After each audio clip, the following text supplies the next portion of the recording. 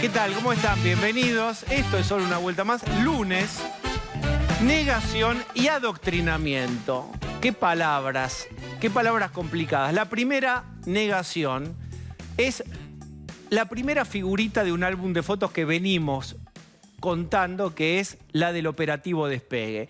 Podemos recordar la que un actor emblemático y muy asociado al kirchnerismo en una entrevista con Infobae dijo, y vamos a escuchar porque esta es la operación mental de una buena parte de la sociedad. Esto que está gobernando no es kirchnerismo. ¿No es kirchnerismo? A ver, Grandinetti. Contabas también que la extrañabas a Cristina, 2017. ¿Cómo estás hoy? Igual, la extraño igual. Sí, la sigo extrañando. Sí, creo que es la única posibilidad de conseguir de verdad un crecimiento, como fue el que hubo durante sus gobiernos, que son datos, no opinión. Pero hoy es gobierno. Ya. Es vicepresidenta. Sí. ¿Igual la extrañás? Sí, claro, la quiero como presidenta. Ella dijo que no va a ser candidata, por lo menos a hoy. Ella sabrá y que, bueno, ojalá revea la situación. Pedía datos, Grandinetti. Bueno, datos, por ejemplo, a Guzmán lo avaló Cristina vía Stiglitz, que era, recordemos, premio de Economía, premio Nobel, muy próximo a Cristina. De hecho, fue interlocutor de Cristina, Stiglitz, Guzmán. A Massa, ministro de Economía, también lo aprobó Cristina. Y a Batakis, que generó esa crisis en el medio entre Guzmán y, por supuesto, Massa, donde el dólar informal se disparó y parecía que venía el cataclismo, también la aprobó y la avaló a Batakis, Cristina Fernández de Kirchner.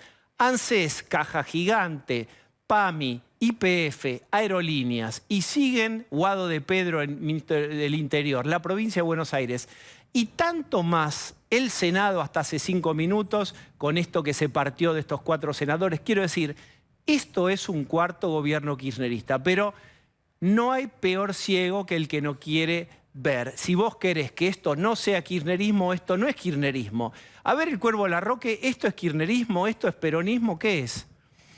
Hoy dijo, el pueblo necesita, ayer lo dijo, necesita un gobierno peronista y kirchnerista, y la persona es Cristina Kirchner. Vamos a recordar lo que no hace falta.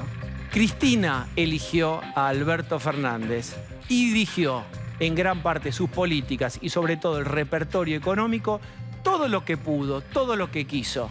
De hecho, si no hay distribución y justicia social, es porque el tanque de nafta no tiene más. No hay reservas, no hay ninguna modificación que genere mayor producción y lo que estamos viendo es el final de un modelo populista que distribuyó todo lo que pudo consumiéndose los stocks. Es como un motor V8, muy ruidoso y muy vistoso, pero gasta mucho y se acabó el combustible. Esto es lo que estamos viendo de los últimos 20 años, 16, en diciembre se cumplirán, en manos de el kirchnerismo. Por lo tanto, negación. Este no es un gobierno kirchnerista. Quiero decir por último, hablando de ideas obcecadas, de negación, de que esto es lo que debe darse, por ejemplo, en clases. Muy ajeno al clima social, a que gran parte de los pibes y también en provincia de Buenos Aires se le fugan con Milei hacia el sector libertario, que empiezan o a desconocer la política, muy alejados del kirchnerismo, del nestornauta, aún así, inflexiblemente, rígidamente les diría, la provincia de Buenos Aires, a través de su Ministerio de Educación, propone hacer una jornada de reflexión este año acerca de algunos contenidos. Adivinen qué podemos decir de esto, que es adoctrinamiento. ¿Les parece que estoy exagerando? Vean ustedes lo que se va a dar en las aulas de las escuelas bonaerenses, por favor. Esta es una reunión de equipos directivos de secundaria y ciclo lectivo 2023. Esto es actual, no fue desmentido por nadie de la provincia hoy, y esto está acordado entre las autoridades y también los gremios. Bien, en septiembre, fíjate vos, en mayo triunfo de Alfonsín, juicio a la Junta, rebelión cara pintada. Pero en junio ya es hiper, saqueos, menemismo. privatizaciones, convertibilidad, obediencia debida y punto final, indulto, fracaso del 1 a 1, el dualdismo, masacre de Avellaneda, movimientos piqueteros, presidencia de Néstor, la deuda con el Fondo Monetario, reducción de los niveles de pobreza, indigencia, desempleo, renovación de la Corte. Es decir, casi es un repaso sobre lo que el kirchnerismo considera que fueron sus logros y señala, por supuesto, otros hechos traumáticos de la historia en donde habla de un neoliberalismo de la derecha. Por ejemplo, en noviembre, los dos gobiernos de Cristina Fernández de Kirchner, desendeudamiento, fondos buitre. Es decir, esto no es, que nadie se engañe, una clase de historia. Es una clase de historia cuando la pasás por un sesgo, cuando adoctrinás a pibes, recordémoslo muy bien, que desde los 16 años votan y este año habrá elecciones. Queda claro que inflexiblemente, y a pesar de que el clima de época pide otra cosa, el Ministerio de Educación de la provincia de Buenos Aires va y dice, ¿qué necesita la Argentina después de 16 años de kirchnerismo? Más kirchnerismo, y eso es lo que le van a dar a tus hijos, si van en la provincia de Buenos Aires, a colegios públicos. Acompáñenme que vamos a debatir este tema. Está Lucía Salinas. Hola, Lucía. ¿Qué tal? Buenas noches. Pablo de León. ¿Cómo te va? Y está Osvaldo Bazán. ¿Qué tal? Buenas noches. Muy bien.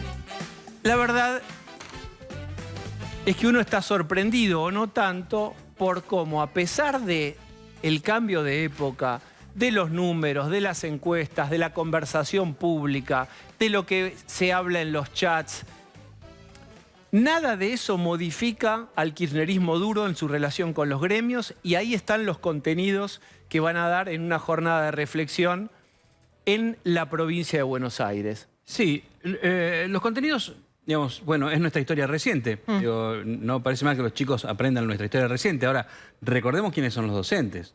Recordemos que el año pasado una profesora, vimos el video viral, gritándole a un pibe que simplemente tenía una opinión política distinta a la de ella. Ahora, Osvaldo, suponete que esa maestra era kirchnerista y se sobregiró en un aula.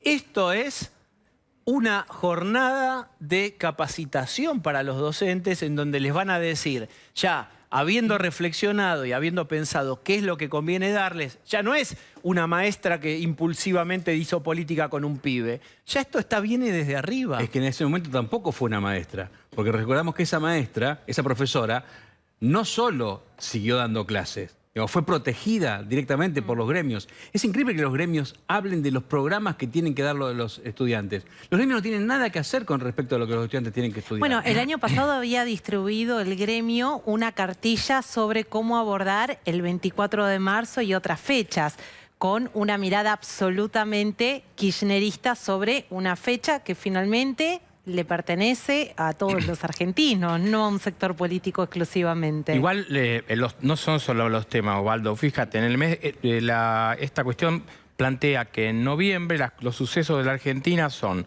los dos gobiernos de Cristina, desendeudamiento, fondos buitres, ley de medios. ¿Qué tiene que hacer la discusión de la ley de medios? Y cierra, cuando va enumerando la historia, gobierno de Macri, dos puntos, vuelta al FMI. Entonces, a mí no me gustó la vuelta al FMI No, claro.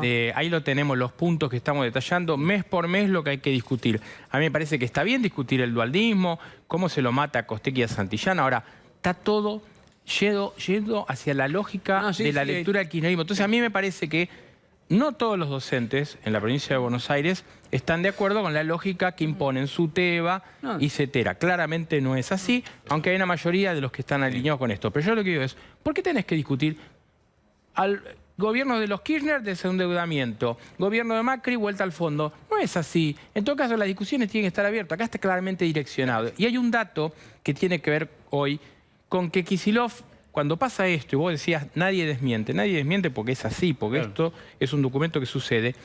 Kicillof va y habla hoy a la tarde en un acto en el que viene de recibir el apoyo de los gremios. ¿Y entre qué gremios estaban? Estaba Walter Correa, que es ministro de los curtidores, estaba Furlan, el metalúrgico, pero estaba Baradel también y Yasky. Entonces está claro que los docentes agremiados a nivel nacional y el principal gremio bonaerense están militando la reelección de Kicillof con todo derecho. pero no puedes hacer esto y esto Pero a la no vez. podés militar la reelección Sí. dentro de un aula. No podés Claro que armar no. una toma de rehenes y bajar contenidos. Y si bajás contenidos, hacelo, pero invita a la reflexión, da todos los elementos. Digamos, no quiero ir al lugar común de enseñar a asociar elementos, que eso es el pensamiento. No, es cierto, cuando yo digo, me parece que está bien que se hable de los temas que ocurrieron, digo, me parece porque tiene que ver también con el interés de los chicos, que quieren saber y quieren discutir. Creo que no les va a ser tan fácil, porque esto, digo, no es 2005. Digo, primero, la autoridad en general está puesta en discusión, especialmente por los adolescentes. Digo, anda a decirle a los chicos que esto es así y de ninguna otra manera. Digo, no están leyendo la realidad. Los pibes no creen claramente todo esto que quieren decirle. Ahí tenés dos cuestiones, me parece. Una es el nivel de subestimación de los pibes, hacia los pibes, ¿no? Que son indispensables en la construcción social de hoy y en la discusión política también. Y el segundo aspecto es que la política o quienes gobiernan en la provincia de Buenos Aires siguen sin mirar lo importante, porque dentro de las escuelas hay tantísimos otros problemas de los cuales sí debería ocuparse el gobierno, porque lo venimos charlando en muchísimas ocasiones. Todas las deudas que tiene la dirigencia política con el sistema educativo, que la escuela vuelva a ser un lugar de oportunidades, un lugar de construcción. Es un proyecto de poder, no es un proyecto de nación, de país. Pero no es hay un desvirtuar horizonte todo. educativo. Es desvirtuar todo. No podés utilizar el aula para eso. Esto que le pasó a la profesora Radetich cuando el pibe le dijo, las cosas no son como usted está diciendo, esto es lo que, según usted, pasó. Le va a pasar a muchos docentes. Esto es lo que no tienen en cuenta. Digo, no tienen en cuenta los sindicatos, no tienen en cuenta el gobernador. Los chicos no se van a quedar callados en la boca diciendo, tiene razón. Lo cual es buenísimo, que eso ocurra dentro de un aula, esa discusión. Como siguen sin entender lo que ha pasado en este país en los últimos 10 años, como no han visto y no caminan las calles y no van a las escuelas, lo que va a pasar es exactamente lo contrario de lo que ellos quieren que pase. Va a pasar exactamente lo contrario. Los chicos no son una maceta donde metés flores así y van a sembrar como ellos quieren. Va a pasar otra cosa. Y lo van a ver en las elecciones. Y lo van a ver claramente en las elecciones de la provincia. Hoy tuiteó sobre esto Patricia Bullrich, más gente, Cristian Ritondo, Alejandro Finocchiaro, que terminaron elaborando un documento repudiando este documento. Ahí está el tuit de Patricia Bullrich. La diferencia entre la educación y el adoctrinamiento es que a la educación forma ciudadanos y el adoctrinamiento talibanes. Paradójicamente, esto pasaba en la provincia de Buenos Aires y el presidente habló también, porque hoy hubo dos inauguraciones fuertes de ciclo lectivo. Alberto Fernández en el Chaco y Rodríguez Larreta en la escuela de Parque Patricios. Lo que dijo el presidente hoy también tiene que ver con la mirada que están teniendo los dirigentes de todo eso. ¿Te acordás cuando la otra vez el presidente dijo que ahora había cola en los restaurantes? Bueno, ahora parangona el tema de la educación en un estilo parecido. A ver, dicho de otro modo, para el presidente hay una crisis de abundancia, no de escasez. Capítulo 1, cola en los restaurantes. ¿Querés conocer el capítulo 2? Dale. Cuando llegamos al gobierno, la preocupación de los maestros era ver cómo mejoraban un salario que se había caído al fondo del pozo. Y hoy con alegría escucho que su preocupación es que no tengan que pagar ganancias, porque sus sueldos han crecido de tal modo que empiezan a verse afectados por el impuesto a las ganancias. Bueno, es bastante impresionante que cualquier cosa pueda ser dicho desde lo más alto del poder, aún siendo datos que no tienen nada que ver con la problemática de la pérdida de poder adquisitivo. Absolutamente. Sí, hay un problema que es que los sueldos son, incluso habiéndolos aumentado, bajísimos. Pero no digo bajísimos en dólares, no. Siguen siendo muy bajos.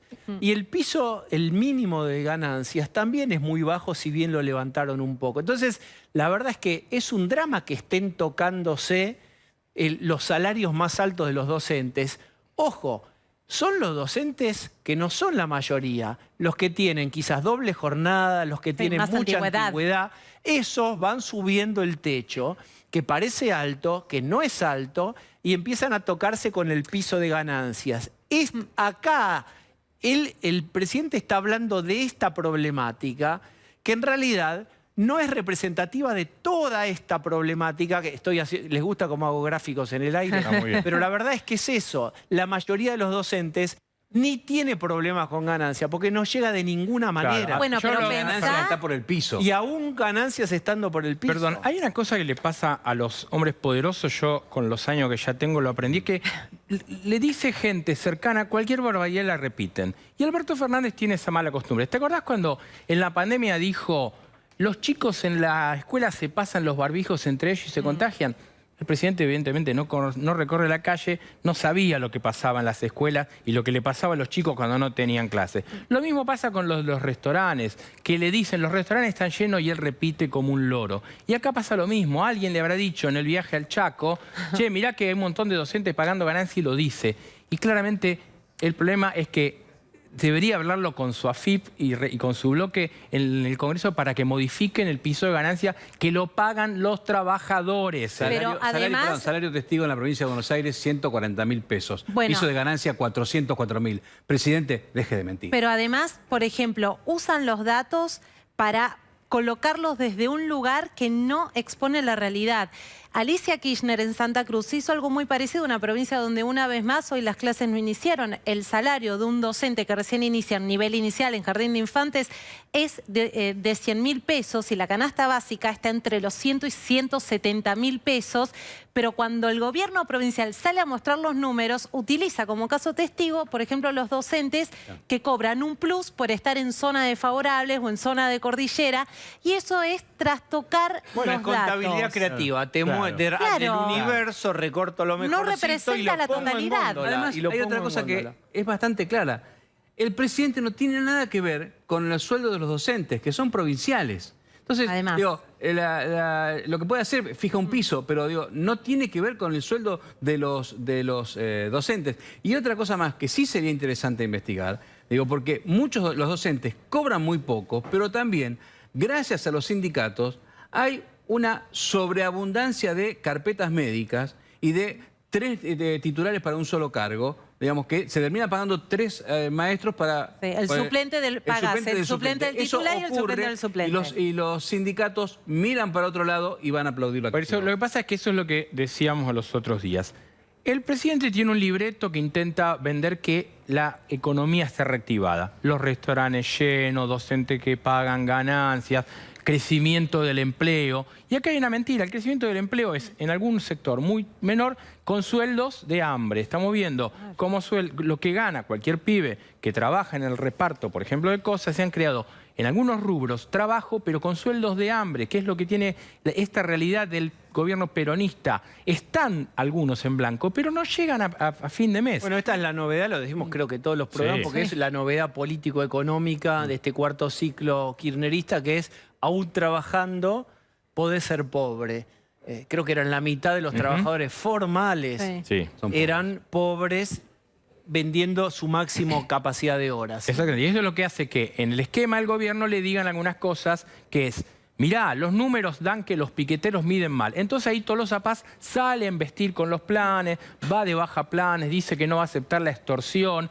Todas esas cosas que están diciendo es porque ven una irrealidad, como decir que Alberto es el mejor candidato del peronismo, lo cual no es cierto. Lo que pasa hoy es que esta es la discusión que hay, y por eso es importante lo que vos antes citabas de Larroque, que también lo dijo Guado de Pedro.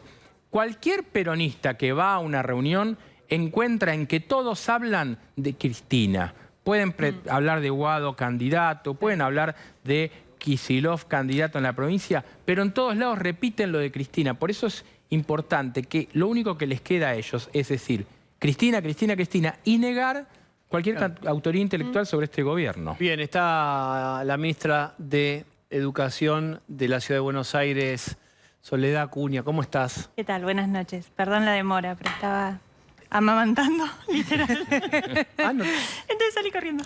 Te hicieron creer que vos podías demorar el programa para amamantar. Bueno, Perdón. bueno, los derechos. Bueno, Los derechos de las gente mujeres, que cree que ¿viste? tiene derechos. Qué empoderada. Empoderada. Hablemos de estas. Hay algo que es medio antinatural, pero es natural, que es que los padres no tienen ninguna influencia sobre qué es lo que se les enseña a los chicos dentro de un aula. Y ahora lo que vemos es que también, por ejemplo, en la provincia de Buenos Aires, los docentes, los gremios docentes tienen mucha influencia en la currícula. Si podemos volver a repetir, porque hay gente que se va sumando en la medida en que avanzan los minutos del programa, cómo creó una planificación de unas jornadas que es casi un adoctrinamiento, es un plan de gobierno, una reivindicación de los años kirchneristas. ¿Qué pensás de eso? Ahora lo vamos a ver, mira. Está lo que vos quieras, desendeudamiento, Corte Suprema, los 2 mandatos de Néstor y Cristina, Menem malo, Macri, Falcón Verde, digamos, estoy exagerando en eso, pero la esencia es básicamente un recorte absolutamente reivindicatorio de todo lo que hizo el kirchnerismo y condenatorio de todo lo que no es kirchnerismo. Bueno, no es casi adoctrinamiento, es claramente un ejemplo de adoctrinamiento, es la forma en que el kirchnerismo cree que se educa, que se enseña, que es decir que tienen que pensar los estudiantes y no enseñarles a pensar y darles información para que ellos puedan generar su propio pensamiento, su propio criterio, su propia forma de entender y ver la realidad. Estos son documentos que se bajan con una línea para todo el año, como vos mencionabas, donde se selecciona. ¿Quién se sentó en la máquina y redactó y después le dijo, a ver, me gusta, lo voy a chequear? ¿Quiénes son las 5 personas que arman ese documento, firman, sellan y sale a la cancha? Es personal técnico del ministerio, pero claramente seleccionado a dedo, con criterio político. No es gente concursada ni convocada, especialistas internacionales, sino es gente que selecciona, que piensan como ellos y que definen estos lineamientos que... También yo había preguntado si eran documentos de trabajo concretos para los estudiantes o los docentes. Son lineamientos generales, porque lo otro sería mucho trabajo, ¿no? Entonces solamente arman el cronograma, el calendario y unos lineamientos que obligan a que sea trabajado dentro de las escuelas por los directivos y por los docentes. ¿Es obligatorio esto que vimos de neoliberalismo, endeudamiento, Fondo Monetario? ¿Eso es obligatorio? Es mandatorio. ¿Nuestros hijos lo verían? Es mandatorio, por parte de la Dirección General de Educación, que es el ministerio, y luego lo que tienen son todos los delegados y representantes sindicales que se sentaron también en esa mesa a discutir qué contenidos se debían enseñar, que son los garantes de que esto suceda.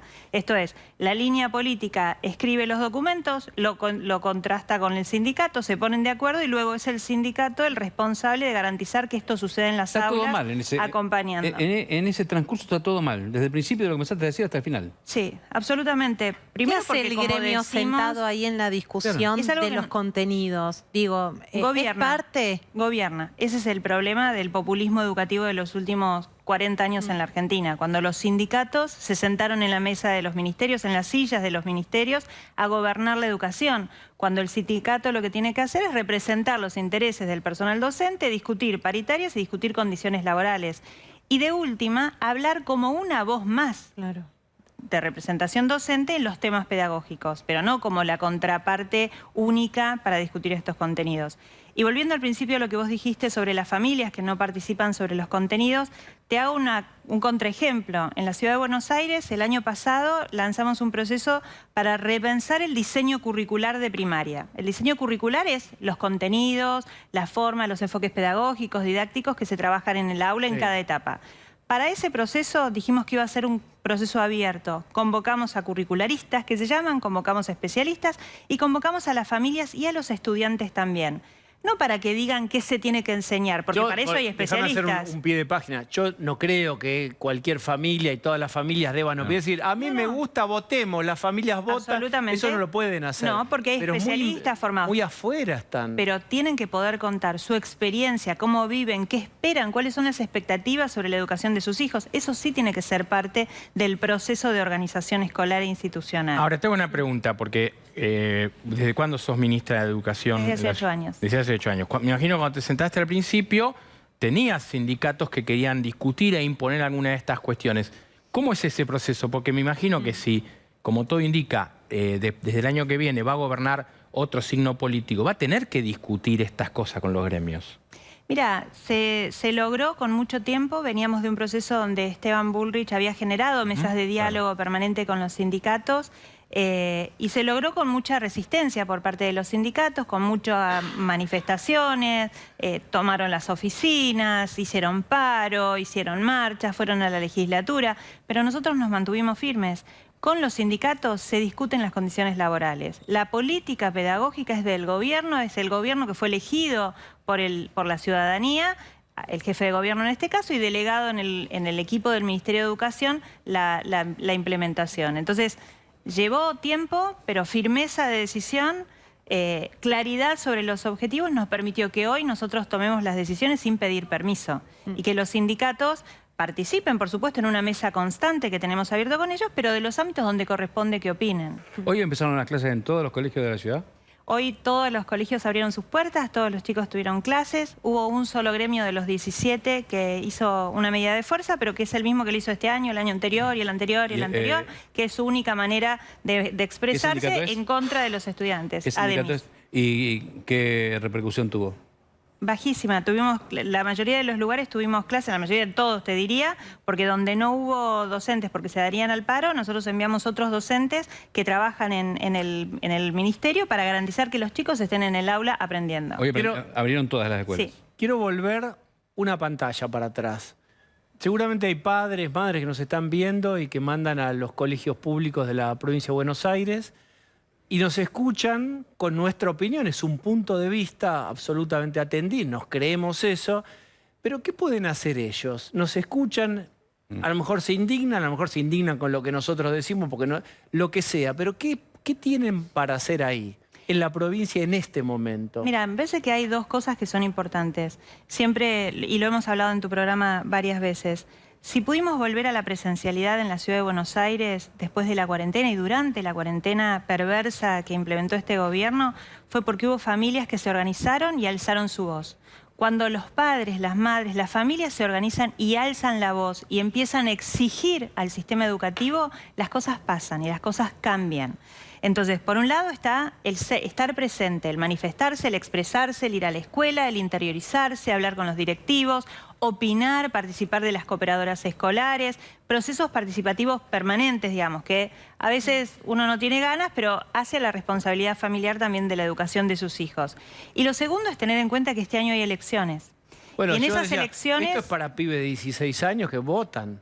Que votan y por eso, precisamente por eso les quieren decir qué tienen que pensar. Bueno, eso es lo que venimos mencionando. Votan, claro. Y por eso digo que en estas elecciones lo importante es tener en cuenta que no solamente hay que buscar que se solucionen los problemas que hoy en la coyuntura, en el día a día nos surgen. O sea, no solamente hay que votar pensando en la inflación, en la inseguridad.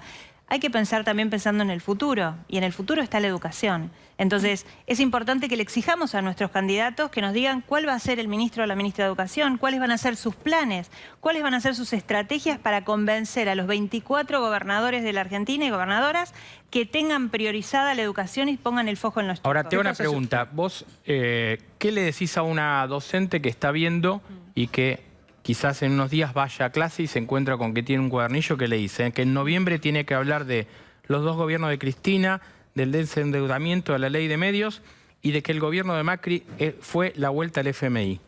¿Qué tiene que hacer una docente? Tiene un diseño curricular que es la guía que tiene que seguir esa docente, que tiene formación profesional que ha recibido a lo largo de su carrera y que con el criterio profesional tiene que poder traer la realidad del contexto al aula, pero siempre generando la posibilidad de pensar y la libertad de los estudiantes de formar su propia opinión y no de decirles cómo pensar. Creer, apostar a la inteligencia de nuestros estudiantes y dejarlos que ellos mismos construyan su forma de mirar el mundo. ¿Y al estudiante qué le podrías decir?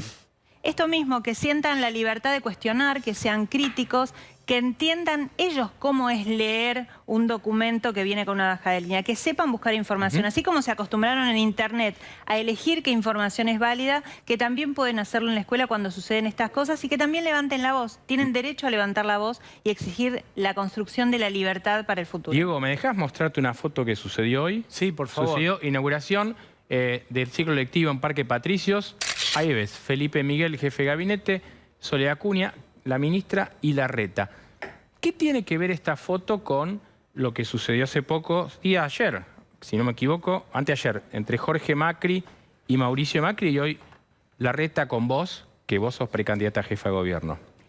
Bueno, nosotros hace 8 años venimos inaugurando el ciclo lectivo con mucha alegría, con mucha emoción. Hoy fue nuestro último primer día de clases de Horacio y mío en este rol.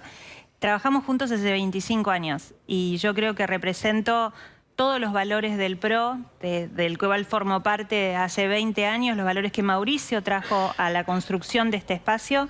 Tengo la experiencia y la formación en la gestión, que es lo que hizo Horacio, de establecer un método, de ponerle trabajo y trabajo a todo lo que hacemos todos los días. Y tengo el carácter para tomar decisiones y enfrentar las dificultades cuando hay que hacerlo. Con lo cual, me parece que resumo todo lo que hace al PRO. Y la foto con Horacio es la imagen de 25 años de conocernos, 25 años de trabajar juntos, de construir y trabajar en su proyecto político de parte mía para que él sea el próximo presidente de los argentinos y su acompañamiento él a mi trabajo, a mi método, a mi experiencia, a mi capacidad y obviamente a mis valores. Muchas gracias por haber venido. Gracias a ustedes. Bien, Pablo de León, en la previa del miércoles, en donde después de ¿cuántos? 6 meses, 7, ¿cuántos meses son que no se ven en lo personal, presencialmente, Cristina, la vice y el presidente? Claro, nosotros habíamos contado hace un tiempo en este programa que no había manera de que Cristina y Alberto compartieran actividad juntos, salvo que lo ordenara la Constitución. Bueno, los 1 de marzo la vicepresidenta recibe al presidente en el Congreso y la tensión es total en estos momentos. Guado de Pedro, ministro del Interior, y Andrés Larroque, dirigente de la Cámpora, le han dicho cosas muy fuertes respecto de Cristina. Y desde el albertismo algunos quieren movilizar a la plaza del Congreso el 1 de marzo. Difícil pensar que el albertismo hoy tenga poder de fuego en la calle, pero hay tensión en la previa del 1 de marzo y todo preparados para asistir a un festival de gestos de Cristina, porque el que habla y el que lee un discurso es el presidente Alberto Fernández. Bueno, muy bien. Uno supone que va a ser una reivindicación de su gestión. Obviamente. Está resistiendo el pedido de bájate de las PASO, por favor, y veremos. Me parece que en mismo tono de la Antártida, aquí estoy. Se habla de los aciertos de su gestión, en 3 minutos terminamos la fiesta. Bueno, va a ser un repaso seguramente por todos los ministerios. Recuerden que la dinámica es cada ministerio acerca los datos que creen necesario. Pandemia, enfrentar la pandemia, enfrentar la guerra y la deuda. Ese y su enfrentamiento no sabemos si va a estar la Corte Suprema. No se sabe, en caso de no estar, será la primera vez que el máximo tribunal de justicia de nuestro país se ausente en un acto institucional tan importante. Lo cierto es que allí mismo en el Congreso el kirchnerismo impulsó y está llevando adelante en la Comisión de Enjuiciamiento un juicio que buscan avanzar contra los 4 integrantes de la Corte. Alberto Fernández, Cristina Kirchner han sido muy claros respecto a sus críticas hacia la Corte. Sería inédito a la apertura de sesiones. Yo no sé si en la democracia pasó que no vaya a la Corte Suprema. Todo indica que van a terminar dando el presente, pero va a ser una situación de absoluta tensión. No lo confirman todavía. Está todo muy hermético, tienen acuerdos durante estas semanas y tienen en sus manos una decisión muy importante económica para el gobierno de la ciudad, que es la coparticipación. Recuerden ustedes que esto que parece ya medio natural, desde que fulano, mengano, no sé, Bolsonaro, Cristina no entregan los atributos, hay rituales institucionales que lo que marcan es que aún en el desacuerdo hay un acuerdo, que es el sistema. Total. Jugamos, ahora que Argentina ganó tantos premios en estos premios Best y del Mundial, se juega, la cancha mide tanto, los laterales tanto, el arco es tanto, ahí jugamos el partido. Bueno, ese es el partido de la democracia, que tiene rituales institucionales. La apertura de sesiones es una de esas ocasiones. Veremos cuánto al menos se respeta esas reglas. Claro, el tema es que acá la vicepresidenta y el presidente están en un momento de tensión total. Y en las últimas horas han habido declaraciones muy fuertes de los alfiles de Cristina, que han dicho cosas muy duras respecto del presidente y también respecto de lo que ellos pretenden de Cristina. Cristina tiene la centralidad total y así lo dijo Andrés Larroque y también lo dijo así el ministro del Interior, un hombre del gabinete, del propio gabinete de Alberto Fernández. Bueno, muy bien. Me parece atinado tomar estas frases que ahora vamos a mostrar de Cuervo Larroque y Guado con nuestro próximo invitado. Acompáñenme. Vamos a hablar con el jefe de asesores del presidente de la Nación, hasta hace poco en el cargo, Antonio Aracre. ¿Cómo estás? Muy bien. Gradualismo shock. Te recibo con frases de Cuervo Larroque. ¿Las podemos ver, por favor? Vamos a ver qué dice Cuervo Larroque sobre este gobierno. El pueblo necesita un gobierno peronista y kirchnerista. Y la persona es Cristina Kirchner. ya venía diciendo Larroque que este no es un gobierno kirchnerista y ahora intuimos que dice que no es peronista. Bueno, Jefe de asesores, ¿qué tiene para decir de que el socio mayoritario de la coalición dice ustedes no son, nosotros, diferente, nosotros no somos ustedes, esto no es un gobierno peronista? Bueno, yo creo que el presidente lo expresó en algunas oportunidades de que es consciente de la existencia de miradas diferentes sobre diversas situaciones de la economía y de la política dentro del Frente de Todos. Y aclaro, pasa en el Frente de Todos como pasa en la oposición, lo has visto la semana pasada también, cómo los lanzamientos de campaña generaban fuegos cruzados entre distintas personas. Sí, pero no dijeron, este no es mi gobierno, este señor o señora no es de Juntos por el Cambio. Todavía no. Vamos a esperar porque todavía hasta las PASO quedan un tramo.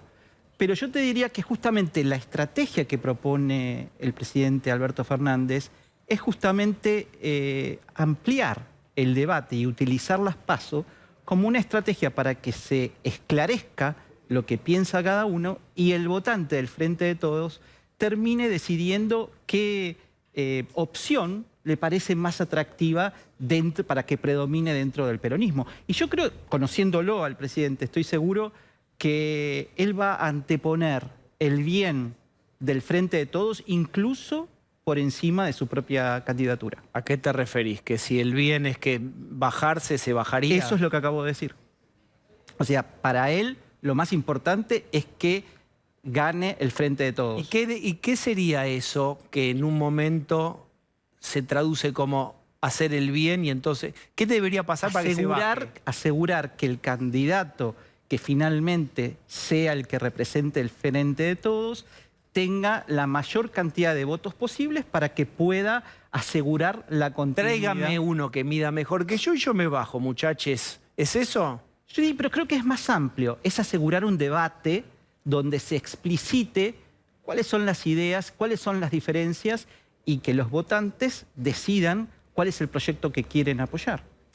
Hablábamos con la ministra de la Ciudad, Soledad Acuña, sobre lo que nosotros, para mí es adoctrinamiento en la provincia de Buenos Aires. Son contenidos que le van a bajar a los chicos, muy sesgados sobre reivindicación de los gobiernos kirchneristas. Por supuesto, Menem es un plato volador que vinieron los marcianos y pusieron, lo disfrazaron de peronista. ¿Qué pensás vos de ese tipo de contenidos? No lo sé, quizás haya que preguntarle al ministro de Educación, que puede estar mucho más informado que yo sobre ese tema, Diego. Pero vos sos jefe de asesor. Sí, pero digamos, eso no implica que sepa de todo ni que pueda opinar de todo, porque me transformaría en un charlatán que no soy. O sea, esto que decís es particularmente en la provincia de Buenos Aires. Creo que hay que preguntarle a la gente de la provincia de Buenos Aires qué es lo que tiene en mente, ¿no? Opinar por ellos me parece que invalidaría bastante mi capacidad de poder representar a todo el mundo. Pero ¿te gustaría que a un hijo tuyo vaya al colegio y le diga, por ejemplo, Juntos por el Cambio, Macri es el único que reivindica bla, bla, bla? ¿Te gustaría que fuera como el -1 de esto en un colegio? No me gustaría eso, como tampoco me gustaría que se invisibilice la cuestión política dentro de los colegios o dentro de las universidades, como vos sabés que pasó durante muchos años oscuros de la República Argentina. Es decir, parecería como que discutir. Pero esto no es discutir, esto es bajar. Bueno, a paquete cerrado. No lo conozco, te vuelvo a decir. Habría que ver qué cosas. Dueldismo, masacre de Avellaneda, asesinato de Maxi Costecchi y Darío Santillán, movimientos piqueteros, adelanto de las elecciones, presidencia de Néstor Kirchner, la deuda con el Fondo Monetario Internacional, reducción de los niveles de pobreza, indigencia y desempleo, renovación de la Corte Suprema. Bueno, es un recorte, ¿no? No hay mucho debate ahí. Bueno. No hay una pregunta. ¿Qué rol tuvieron? ¿Se distribuyó? No veo preguntas, veo... O sea, ahí dice la deuda con el Fondo Monetario Internacional. Me parece que es un debate interesante en las Pero escuelas. no hay deuda interna, deuda... ¿Entendés? Bueno, quizás el nivel de complejidad, no sé para qué grado o año está pensado esto, pero los contenidos tienen que pensarse en función de la madurez de los chicos y de la capacidad seguramente de razonar. Para chicos del secundario, y si votan, mejor. A mí me parece que hay contenidos ahí, lo estoy viendo por primera vez ahora, pero la ley de matrimonio igualitario, la ley de identidad de género, nuevo Código Civil, régimen de empleadas domésticas, la actualización de la UH, me parece que son cosas interesantes que los chicos conozcan. Nisman, por ejemplo, no está. Fiscal de la Nación. ¿Y qué pondríamos de Nisman? ¿Hay una sentencia ya que dice qué pasó? Pregunto. ¿Cómo te sentís atajando penales en tu nuevo No, yo rol sabía de goalkeeper? sabía que no ibas a ser fácil. Está bien. Sabía que no ibas a ser fácil. Bien, vos, digamos, como dice el Papa, hagan lío. Vos entraste, hiciste lío de entrada, porque insinuaste que había que hacer una reforma laboral y conociste el rigor. ¿Hay que hacer una reforma laboral o no? No, yo creo que lo que hay que hacer es buscar una solución para los muchos millones de argentinos que tienen un trabajo informal y que como consecuencia no tienen una obra social 37%. o no tienen una jubilación. ¿Y cómo hacer eso para que no afecte los derechos adquiridos de muchos millones de trabajadores y al mismo tiempo incentive la incorporación de todos esos millones de trabajadores informales? Es algo complejo que creativamente tenemos que encontrarle la vuelta. Quizá cada uno de los gremios deba, en sus respectivos convenios laborales, discutir con las patronales cuál es la mejor manera, como se hizo en su momento con los petroleros, por ejemplo, pero que indudablemente la Argentina se debe una solución para estos temas, así como, por ejemplo, el reconocimiento de una formalidad para las economías populares, que representan una porción importantísima de la economía argentina y que están afuera del sistema. La gente no puede tener una tarjeta de crédito, no puede acceder a un crédito bancario, y me parece que va siendo hora de que pensemos cómo volver formales a todos esos millones de argentinos. Bien, cuando vos vas con este noble propósito y vas con tu pequeña Biblia a tocar timbres, ¿quién te recibe con esta idea? Bueno, el presidente me ha pedido que discuta con algunos de sus colaboradores que están insertos dentro de los movimientos sociales, como por ejemplo el Chino Navarro, algunas opciones para ver cómo se podría implementar un monotributo productivo para las economías populares que actúe como puente Formalizador con algunos incentivos que, si bien hipotéticamente podrían tener algún costo durante 2 años, la formalización económica que generarían sería mucho más que proporcional en lo positivo. Entonces el costo fiscal podría llegar a ser neutro. Hay que darle una vuelta de rosca, una vuelta más al asunto, pero creo que en principio estaría bastante optimista de que hay posibilidades de avanzar con eso. De hecho, hay algún proyecto de ley en el Congreso que está esperando algún tipo de tratamiento legislativo. Hablando de formalización, ¿los contratos laborales están adecuados a la época? Sobre todo, digo, puerta de entrada, puerta de salida, alto costo de formalización para tener a alguien todo en blanco, y la posibilidad de un juicio laboral. Sabes que son miles de pymes que te hace con 2 juicios seamos fori de la copa. ¿Hay que modificar algo de eso? Yo creo que no. Yo creo que los trabajadores que están hoy dentro del sistema tienen esos derechos adquiridos y no se pueden tocar. Bien, esta es una discusión, bastante similar a la de los jueces si pagan impuesto a las ganancias o no. Los jueces dicen, bueno, yo hace 20 años que estoy acá, hasta que me jubile no voy a pagar impuesto a las ganancias, pero los nuevos jueces pagan impuesto a las ganancias. Bueno, algo similar se puede pensar.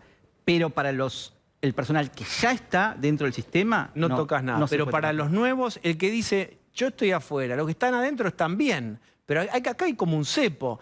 Nadie que está adentro puede salir porque es muy alto el costo, pero los que están afuera y quieren ingresar, por miedo, porque no da la ecuación. Bueno, ahí hay que buscar una solución y pienso que cada uno de los gremios tiene que pensar la mejor alternativa posible con sus convenios colectivos, de manera tal de que entre las empresas y los sindicatos le puedan encontrar una vuelta sector por sector. Pero lo tiene que empujar un poco el gobierno, Antonio, y el gobierno y sobre todo el socio mayoritario, ahí es neoliberalismo. Ya sabés, todo lo que remita a reforma laboral, por haberse quemado en los 90 con el menemismo, etcétera. Pero hay experiencias positivas en el ramo petrolero, en el ramo automotriz, donde se han puesto de acuerdo con formas de contratos laborales bastante modernas para priorizar la generación de empleo, para generar un mayor poder adquisitivo de los salarios. ¿Por qué no se hace, te parece? Porque, No, hay que, pero van 3 años, ya estamos... ¿No se hace qué? Perdón, porque hay sectores que lo han hecho, por ahí hay otros que no. Bueno, y que tienen mucha resistencia de eso. Bueno, pero esto tiene que ver un poco cuando hablamos del tema del poder adquisitivo del salario. Que te escuchaba en el bloque anterior hablar de esto. Durante el periodo anterior, el salario cayó 20 puntos de poder adquisitivo. En este periodo recuperó esos 20 puntos. No pudo crecer más. Es, si querés, un pendiente. No, ahora, Antonio, no. Esto es dato, no es... el salario registrado... El kirchnerismo está enojadísimo con este gobierno. Estoy hablando del 2016 al 2019, cayó 20 puntos y desde el 2019 al 2022 recuperó esos 20 puntos. Esto es dato, no es opinión, salario privado registrado. Ahora, esto no quiere decir que no debamos ir por más, y eso sí, claramente es un pendiente. Jubilados, asalariados, informales, privados, sí, perdieron todos contra la inflación. Digamos, la batalla de la inflación contra los ingresos, salarios, la ganó la inflación. Y ahí, mi punto es, vos promovés desde el Estado paritarias libres y abiertas, ¿no? Y cada uno de los sectores trata de negociar lo mejor posible la recuperación del poder adquisitivo. ¿Qué más puede hacer el Estado, además de trabajar sobre la inflación, que por supuesto es la otra parte de la ecuación para la recuperación del salario? Las dos partes interesadas, trabajadores y empresas, están libremente negociando eso. ¿Vos tendrías una influencia mayor por parte del Estado para afectar esa negociación?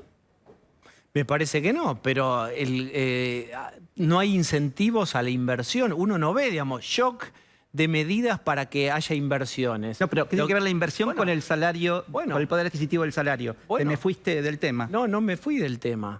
Porque hablamos de que el poder adquisitivo se cae del salario o no se recupera todo lo que querramos. ¿Hay riesgo inflacionario en eso? Pues entonces hagamos paritarias de, qué sé yo. No, yo creo que no hay riesgo inflacionario. Cuando vos ves cómo se reparten los ingresos en la Argentina entre el beneficio del capital y el beneficio del trabajador, de hecho se deterioró en los últimos 10 años en beneficio de las ganancias de las empresas.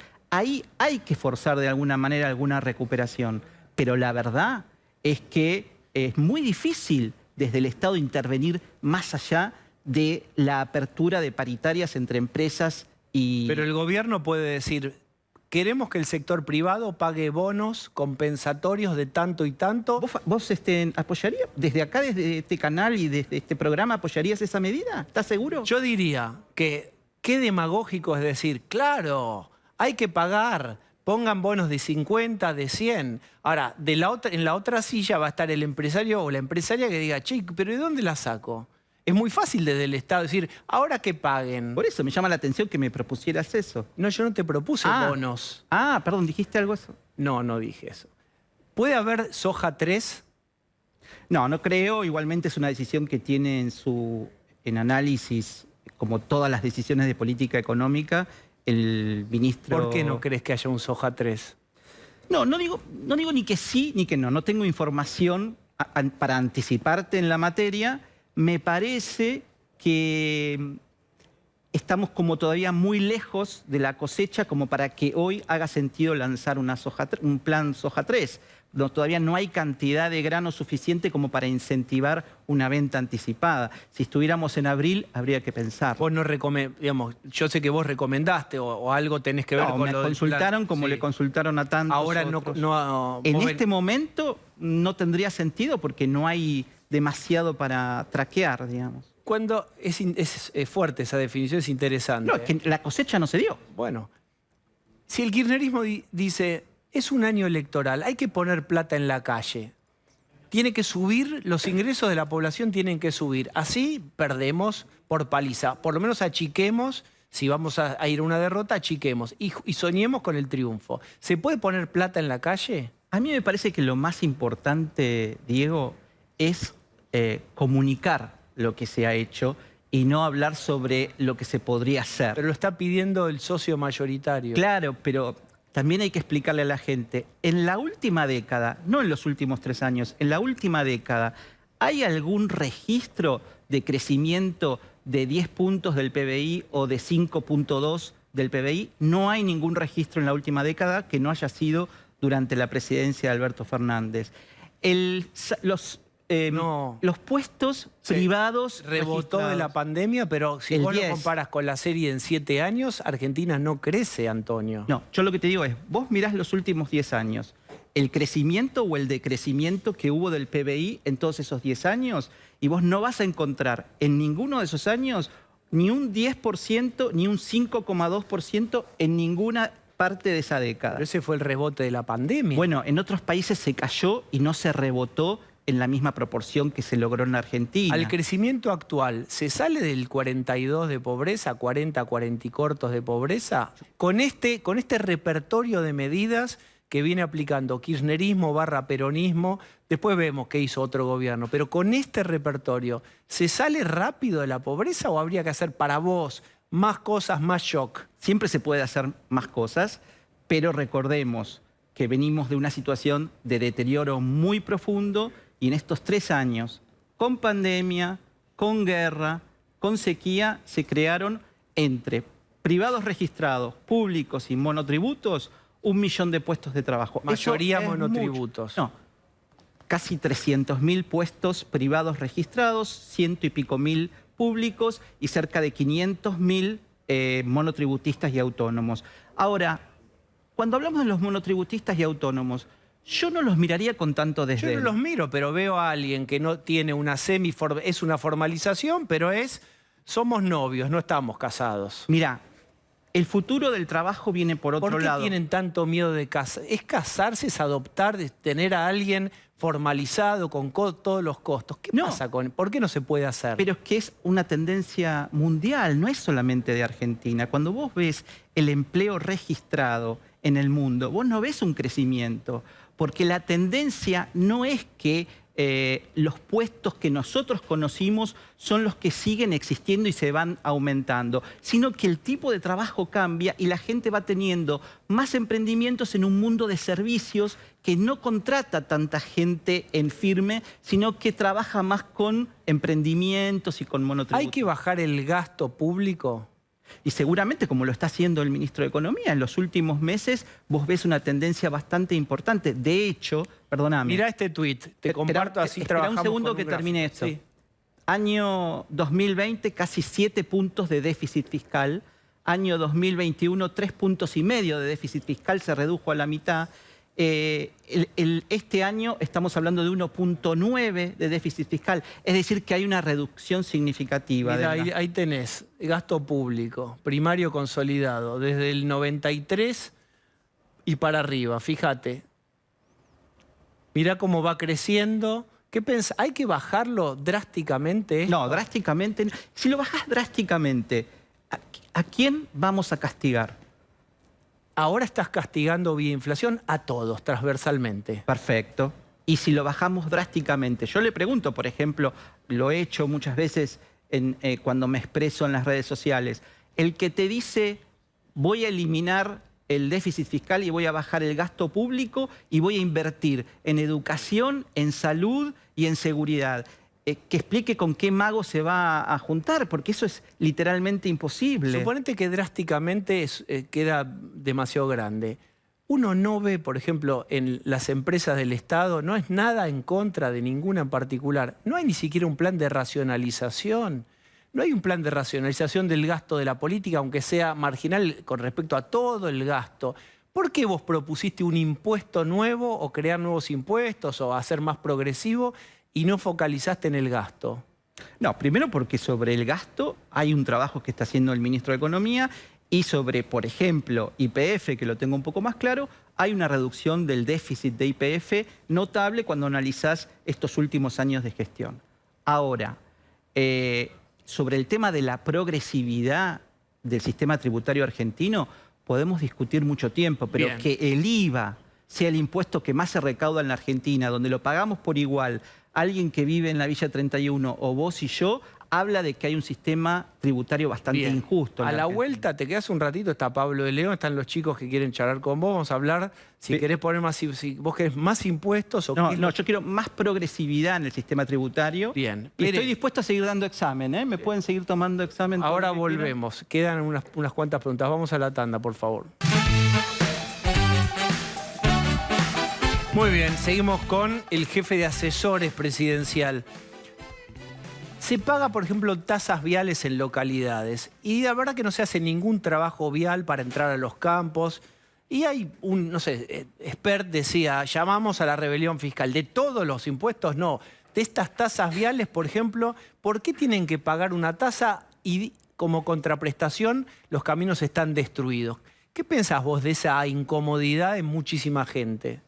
Yo lo que pienso que si queremos vivir en una república y en una democracia, hay esquemas para seguir cuando vos estás disconforme con lo que votan tus diputados, tus senadores o tus representantes, que es exigirles cambios, hacer manifestaciones, expresarte y cuando llegan las elecciones no votarlos. Pero eso decía Cristina, no les gusta, ármense un partido y presenten elecciones. Entonces si a Spert no le gusta lo que está pasando, que trate de ganar una elección o que saque más cantidad de diputados y que trate de implementar sus políticas. Pero llamar a la rebelión fiscal cuando lo que hace, y no lo circunscribió solamente a una localidad, sino, dice, en todos los casos donde usted sienta que no tiene la contraprestación debida del Estado, bueno, desfinanciamos la policía, desfinanciamos los docentes, desfinanciamos la salud.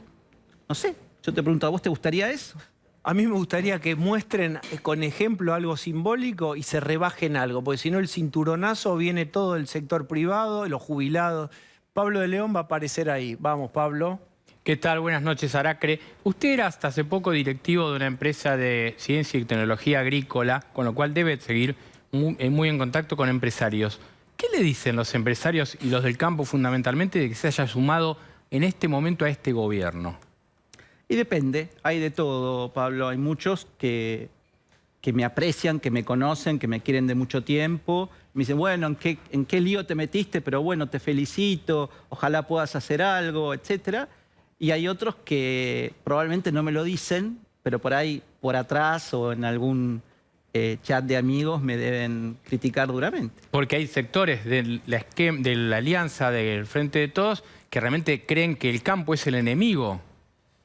No sé, para mí no lo es y para muchos digamos, de la gente que trabajo cotidianamente, entre ellos el presidente, tampoco, si no, no me hubiese convocado. A mí me parece muy remarcable el hecho de que el presidente convoque a una persona que viene de este sector y que haya ocupado un determinado cargo para asesorarlo en temas que tienen que ver con el acercamiento de las inversiones y de las empresas. En un frente peronista me parece bastante novedoso y no sé si fue lo suficientemente valorado o comentado en los Bueno, Alicia medios, ¿no? Castro te dijo agrotóxico. Sí, no la conozco esa palabra, en el diccionario al menos no figura. Bien. Osvaldo Bazán. Sí, usted fue convocado por el presidente Alberto Fernández, usted hoy es asesor del presidente. Una presidencia es evidentemente confianza de unos hacia otros. ¿Cómo recupera confianza un presidente que mantuvo encerrado a millones de argentinos que no pudieron despedir a sus seres queridos y que por el otro lado hacía fiestas privadas en Olivos? ¿En algún momento hablaron del tema del presidente? ¿Sabe lo mal que estuvo? Mire, yo no soy un intérprete ni un exégeta del presidente. Sí, por supuesto, hablo de muchos temas con él. Si me fijo en lo que es el manejo de la pandemia en el mundo, no creo que Argentina, bajo ningún punto de vista, esté entre los países que peor hayan manejado la pandemia. Está entre los 10 que tienen más muertos. Bueno, agarremos los 20 países del G20 y miremos dentro de los países del G20 las muertes por millón de habitantes y te llevarías una sorpresa, Osvaldo. Argentina está entre los 10 de países que tienen mayor cantidad de muertos. Y arriba de Argentina, ¿quiénes están? Bueno, pero no es comparación. Los muertos, bueno, pero los muertos son argentinos. Por eso Y, digo, económicamente Argentina estuvo mucho peor que los demás países. Argentina tuvo más tiempo cerrado que la mayoría de todos los países. Australia estuvo 2 años encerrados y Suecia abrió todo al mes. Y nadie sabía exactamente lo que estaba haciendo, si estaba correcto o no estaba correcto. Sí, pero ni las autoridades de Australia ni las de Suecia hicieron fiestas privadas cuando no se podía. Cuando nosotros tomamos el gobierno, a los 3 meses sucede la pandemia. Todos los países podían ir a pedir endeudamiento. Nosotros estábamos con un reperfilamiento de la deuda local y en un default con el Fondo Monetario Internacional. ¿Y sabés qué tuvimos que hacer? Emitir un montón de plata para que se pueda ayudar. No tiene que ver con el tema que le estoy preguntando. Le estoy preguntando sobre la confianza de alguien que nos prohibió salir mientras hacía fiestas. Pero es que la pregunta es capciosa, porque vos estás diciendo que nos prohibió salir y lo que intentó hacer el gobierno es tratar de preservar la salud de la mayor cantidad de argentinos posible. Con la fiesta de Olivos. Si eso para vos es nos encerró, para mucha otra gente es nos cuidó. En el balance tendrás que ver si Argentina quedó entre los países que más cuidó la gente, que menos cuidó la gente, que más cuidó la economía, que menos cuidó la economía. ¿Es menor entonces el tema de la fiesta? ¿Es menor el tema de la fiesta? Cuando yo miro esos resultados, observo que fue de los países que menos muerte por cada 100.000 habitantes tuvo y que a pesar de haber tenido una caída de la economía brutal en el 2019... En el 2020, perdón, en el 2021 recuperó incluso en exceso y al año siguiente creció 5 puntos. Me parece que ese es un estuvo vacunatorio VIP, la demora de la Pfizer, Antonio, hay mucha cosa ahí muy fuerte. La obcecación de que venían por las cataratas y los glaciares. ¿Vos te acordás? Ese momento fue duro y no se sabía la vacuna rusa, la segunda vez, pero nada. Yo lo que te pregunto, hablando de lo que te está mencionando Osvaldo, es, ¿te generó incomodidad ingresar a un gobierno que venía con muchos casos de corrupción, una vice que está condenada ahora? No hay ninguna denuncia de corrupción en el gobierno de Alberto Fernández. No, del kirchnerismo. Bueno, digamos, si hablamos del gobierno de Alberto Fernández, te diría no es que si miramos los gobiernos de los últimos 20 o 30 años, está bien, pero en este periodo del que creo que me está preguntando Osvaldo, no hay ninguna denuncia de corrupción. El vacunatorio VIP. Bueno, el vacunatorio VIP fue de alguna manera. Pues, esperen. Quiero preguntarte por la inflación. Pregunte. ¿Vos crees que se puede emitir un poco ahora, año electoral, para generar distribución, como pide un sector del kirchnerismo, y eso podría generar inflación? No.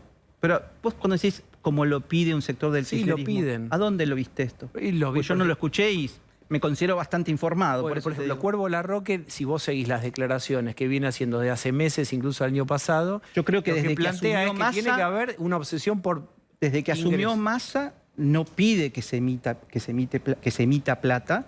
Y sí, todos tenemos la obsesión de que mejore el ingreso, no solamente el Cuervo Larroque. Todos los que estamos en el gobierno queremos que mejore el poder adquisitivo del salario, pero no es emitiendo como lo vamos a lograr. Bien, ¿se podría bajar, no sé, el impuesto a alimentos, el IVA, a algo? Hay mucha pobreza, digamos, la mitad de los pibes son pobres en provincia de Buenos Aires, y 2 de cada 3 a nivel país. Tendríamos que hacer las cuentas, porque hay algo para ahí. Si esa baja te trae mayor déficit fiscal y como consecuencia tenés que endeudarte o emitir más, no sería un buen negocio, ¿no? Pero es muy inelástico el planteo. Las empresas públicas, nada. Los jubilados están... ¿Por qué decís que nada? Porque no se ve un gran esfuerzo. Yo sé que vas a decir que la política en el general es marginal, pero uno ve asesores. Ahora hay un viaje de mujeres que no se sabe si van 100, si algunas lo hacen remoto. Es decir, es Vicky Donda exhibiendo que tiene un trabajo, un empleo nuevo. No se sabe porque en realidad hubo toda una discusión mediática de todo esto, pero, digamos, la última lista que vi creo que eran 14, no 200. Después hay un montón de gente de asociaciones civiles que consiguen su propio financiamiento para viajar. Lo que digo Entonces, a veces me parece como que se construyen cosas. ¿Vos no crees que hay como está sobregirado el gasto político, que no hubo guiños de austeridad, que se ajustó la sociedad, el privado, la clase política se blindó? Yo creo que no es el volumen de las tarifas y etcétera, que sé que es el grueso. pero es simbólico. Pero decime lo siguiente, Diego. ¿Vos viste el análisis de los gastos de la legislatura de este año previsto? Sí, vi también una ¿Ves nota lo de Laura Serra de La Nación que todas las legislaturas se aumentaron de 100 a 200%. Sí. Jujuy, Cava. Es decir, bien. no estamos... No, pero por eso digo, coincido con vos que seguramente la política puede hacer un ajuste. Ahora, esto forma parte de los consensos que todos los sectores políticos tienen que hacer, porque hace 6 meses que no se aprueba nada en el Congreso de la Nación, ¿entendés? Está virtualmente parado porque los distintos sectores políticos no logran dialogar y consensuar nada para poder avanzar. Hay una agenda judicial, Antonio. Hay una agenda ¿Y te judicial. parece mal que, por ejemplo, haya una comisión que investigue si la gestión de la Corte Suprema fue buena o fue mala? ¿Qué tiene de inconstitucional una investigación en el Congreso si está prevista en la misma Constitución? ¿Vos estás a favor, vos personalmente, Mira, venís de manejar una empresa multinacional casi 40 años? No me asusta. ¿Estás a favor de un juicio político a la Corte? Todavía no llegamos a la instancia del juicio político. Señor, usted tiene que contestar. Usted. Yo estoy a favor de que se investiguen los actos si fueron irregulares, como por ejemplo algunos chats que hemos visto que es verdad que el origen es ilegal, pero cuando vos lees lo que dice en esos chats, me parece que los argentinos merecemos alguna clarificación. Recuerdo que, por ejemplo, en Brasil, habiendo ocurrido lo mismo, y debido a la importancia institucional que tenían esos chats o el contenido de esos chats, se decidió avanzar a pesar del origen. Entonces, no nos espantemos por las cosas, dejemos que esas investigaciones transcurran, porque en última instancia la Constitución es tan ácida en las mayorías que exige para que avance un juicio político en el Congreso, que de no proceder, no avanzarán. Bien, yo te despido con este amable recuerdo. Uno de quienes están llevando adelante este intento de juicio político, Ramos Padilla, dijo, es uno de los que está llevando adelante, dijo que Vudú fue un preso político. ¿Para vos fue un preso político?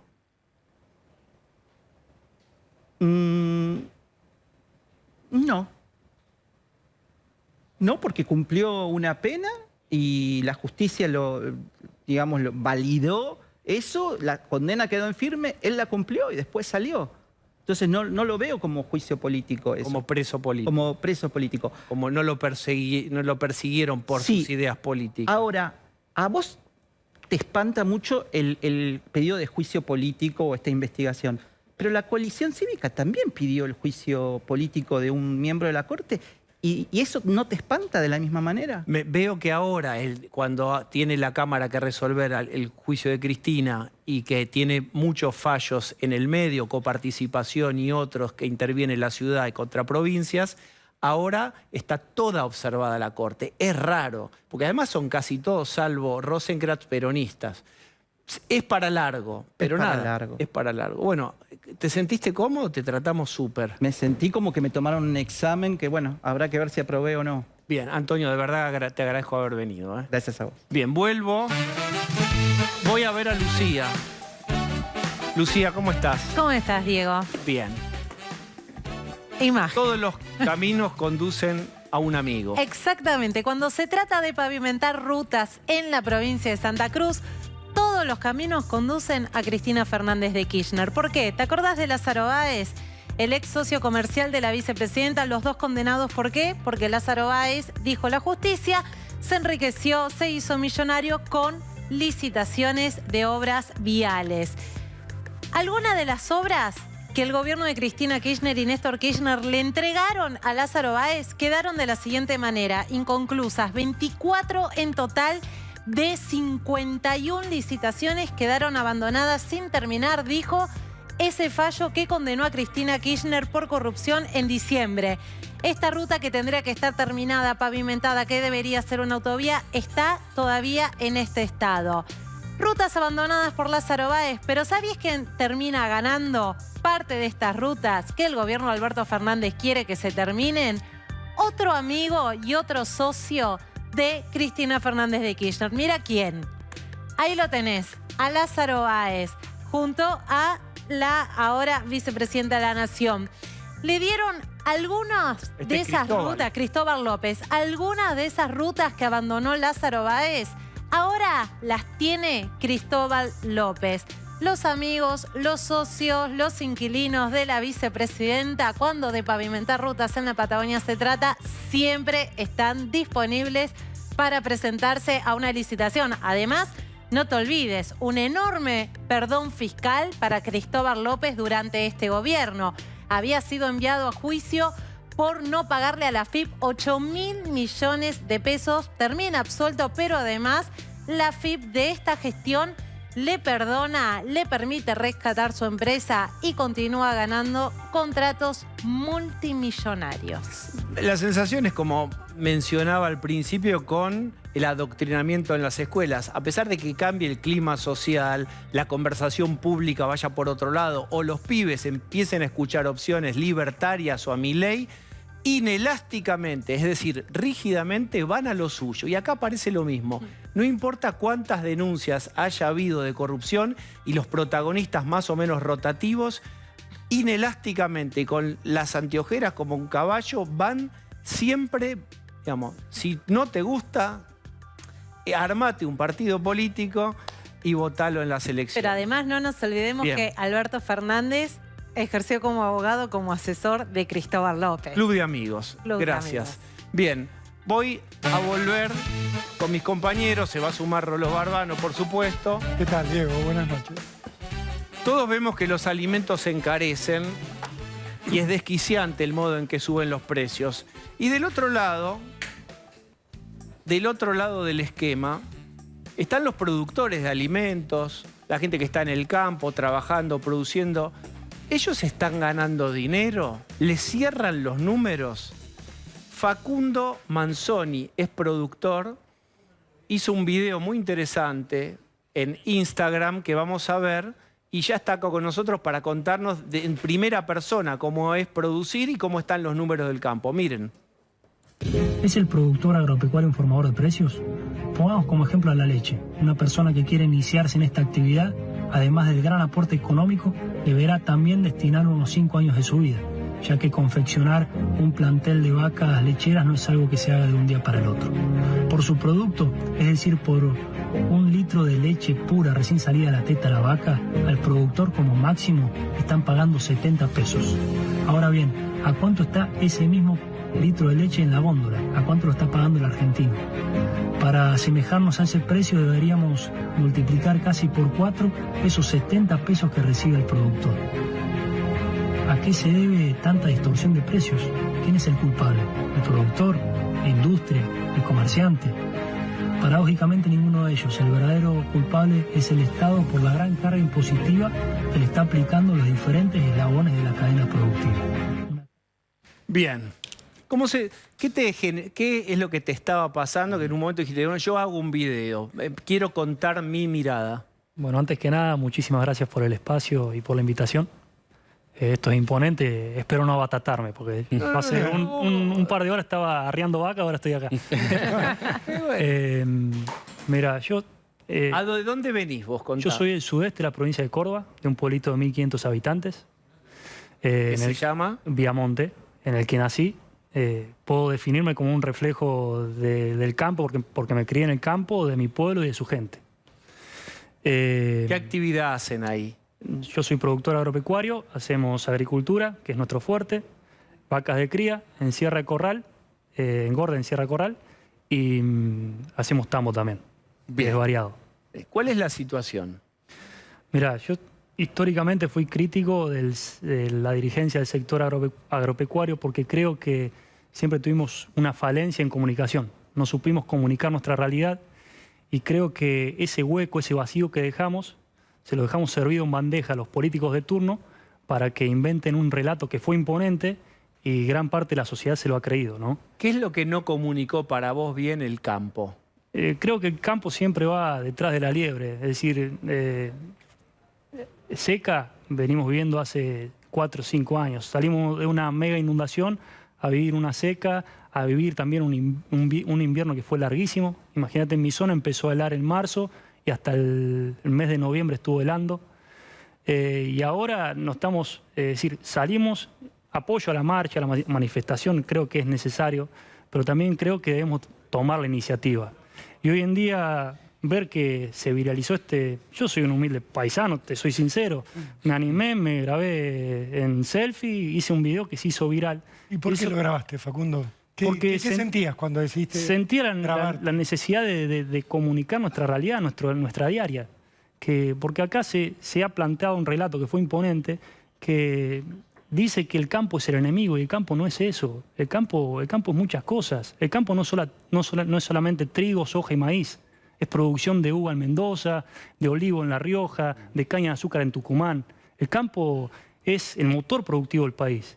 Es tecnológico, es inclusivo, es productor de alimentos, pero también productor de oportunidades inmensas. El campo es patriada. Y acá se lo ha tomado como enemigo y eso está mal. Y eso realmente me hierve la sangre. Soy joven, tengo 29 años y me da bronca que amigos de mi edad se tengan que ir del país. Cuando estamos en el lugar tal vez más rico del planeta, porque donde tiramos una semilla nace sin regarla. Y eso realmente es imponente y simplemente por eso. ¿Cuáles son los principales problemas que tienen hoy?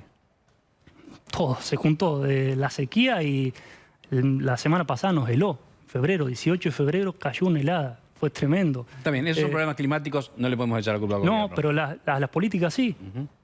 Tenemos un 67% de carga impositiva en el campo. Es decir, de un camión, de una cosecha.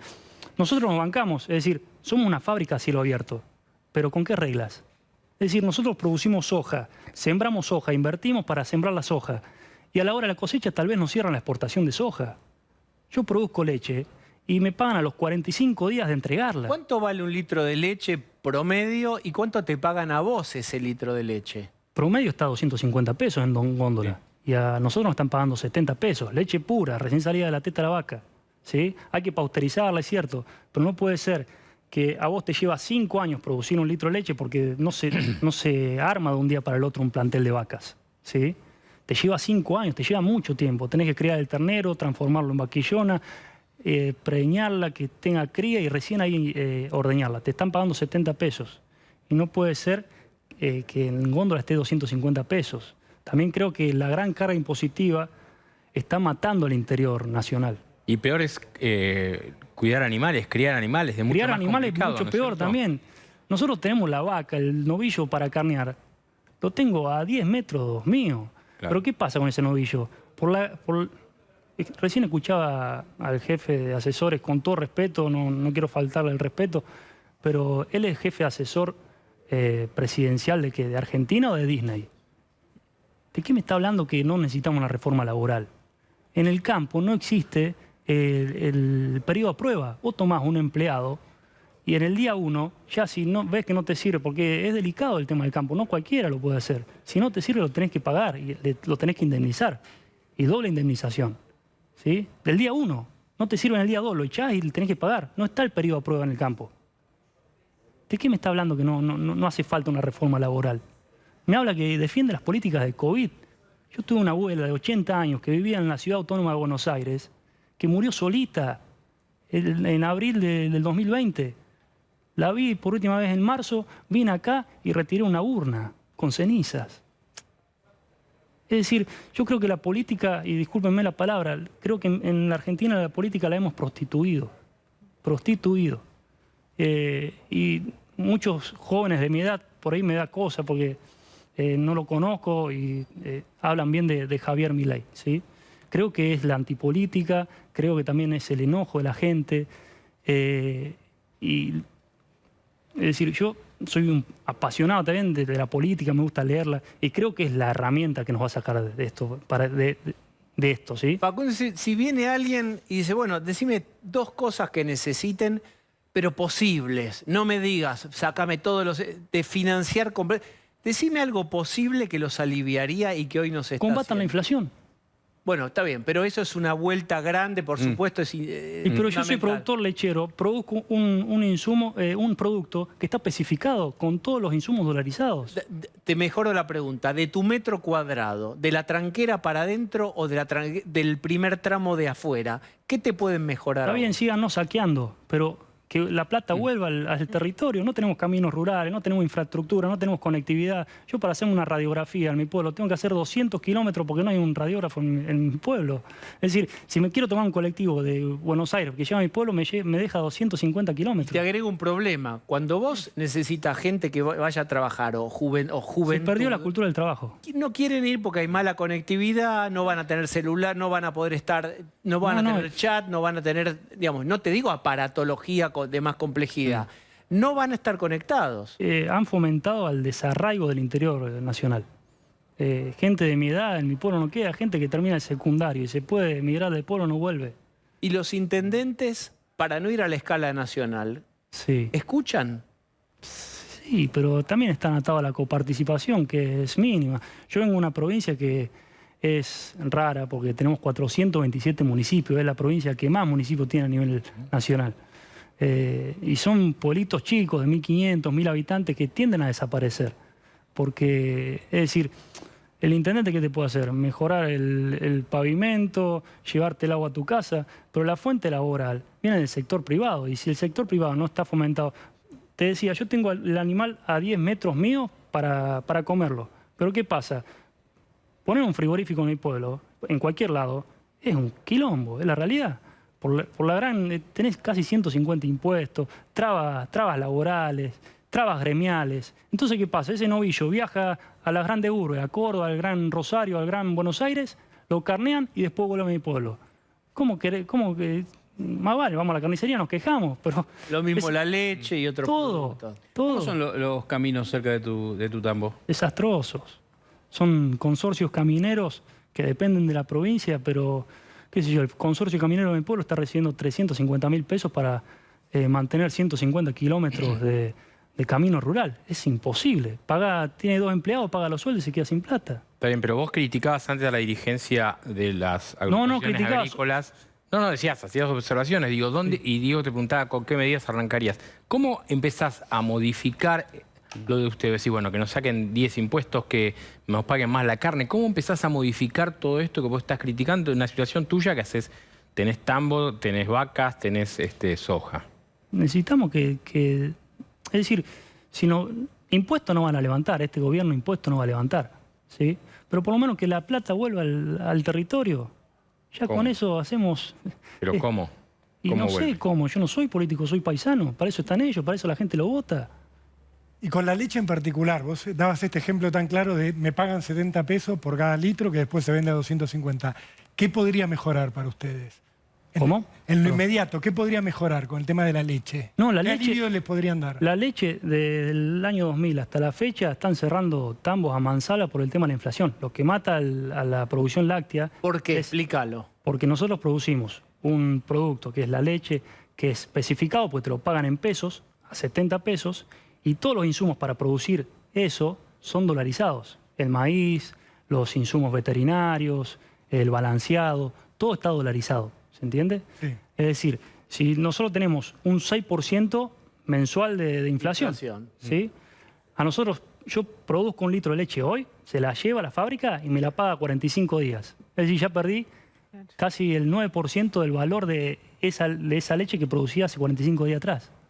¿Y eso qué está generando? ¿Que aumente el valor de la leche? ¿Que están cerrando tambos? Están cerrando tambos. Es decir, si vos comparás la cantidad de litros que se están produciendo en los últimos 20 años, la cantidad de litros se mantienen. ¿Por qué? Porque se hacen megatambos, pero los tambos que realmente le dan vida al interior, que son los tambos medianos y pequeños, han cerrado casi todos. En mi pueblo había 25 tambos, hoy solamente quedan 2.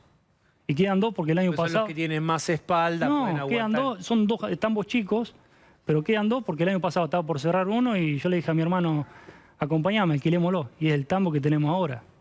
Decime para cerrar, algo que sí te da ánimo. Algo que vos te levantás todos los días y decís, con todo lo que pasa, igual yo amo estar acá. Porque creo en el potencial que tenemos. Creo que podemos salir adelante. Creo que la política nos va a sacar, ¿sí? Pero necesitamos purgar a la política, que gente de bien se meta dentro de la política, ¿sí? ¿Qué pasa hoy en día? Y la mayoría de los políticos, vamos a ser sinceros, nunca han trabajado, nunca han pagado un sueldo de su bolsillo. Y la gente de bien se tiene que involucrar. Es la única forma que vamos a sacar este barco adelante.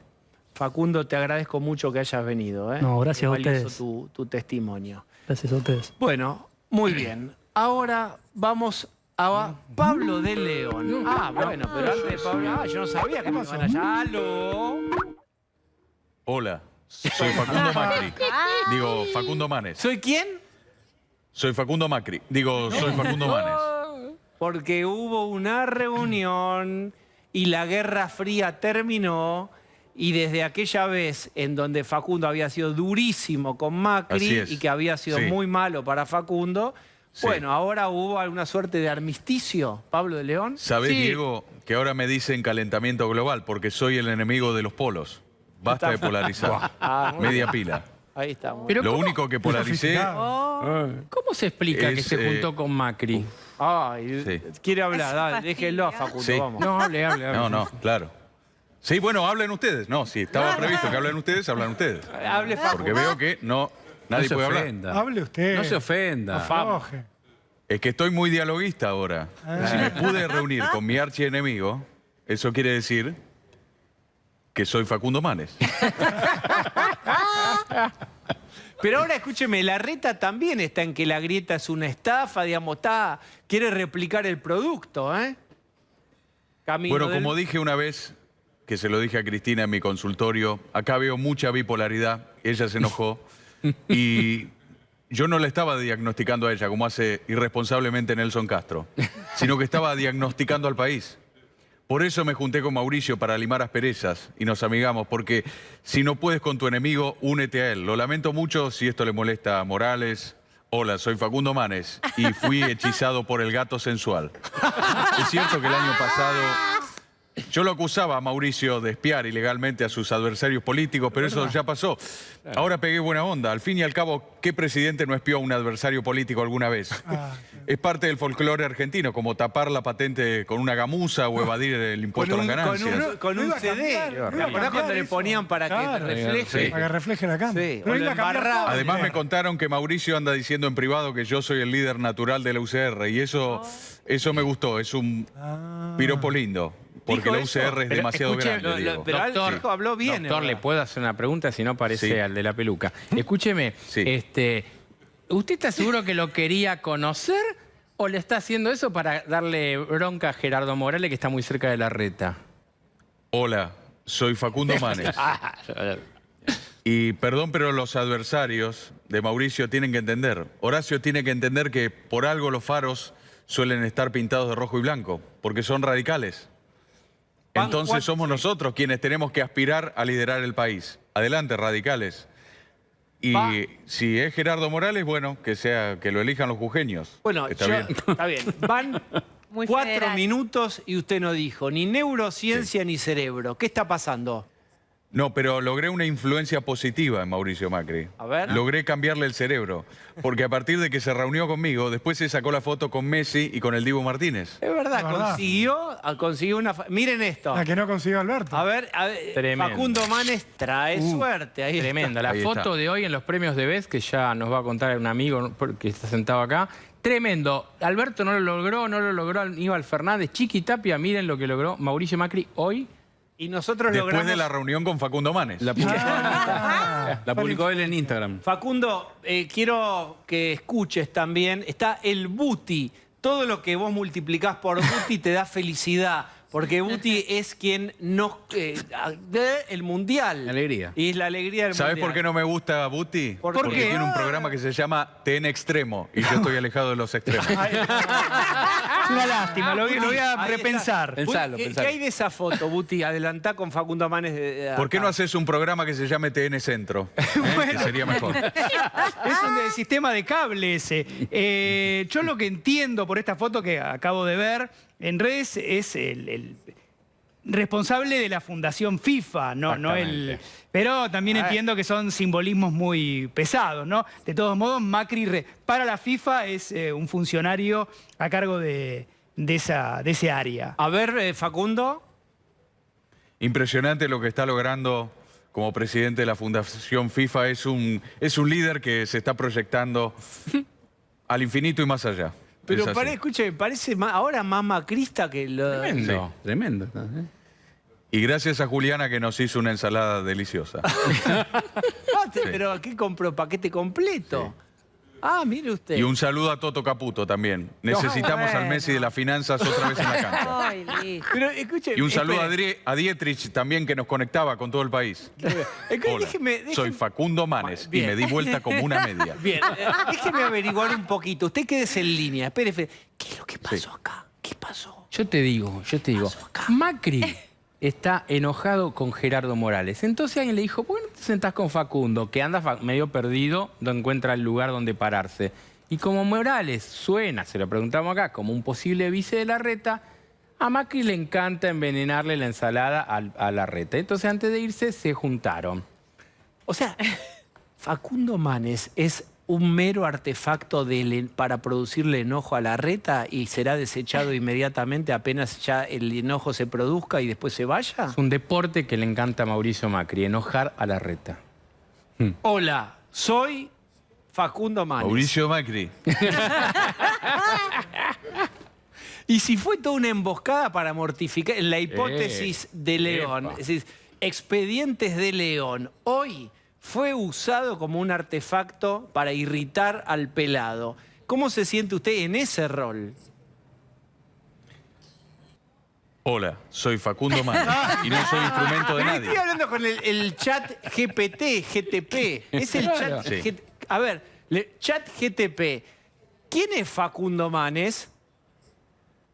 Hola, soy Facundo Manes y tengo las manos limpias y la boina blanca. Me gustaría probar ahora el chat GTP. Pero claro, escúcheme, hay que pagar con usted también $20 para respuesta, porque en el chat ese hay que pagar. ¿O acá cuánto es? Nada. Hola, soy Facundo Manes y con solo entregarme tu cerebro.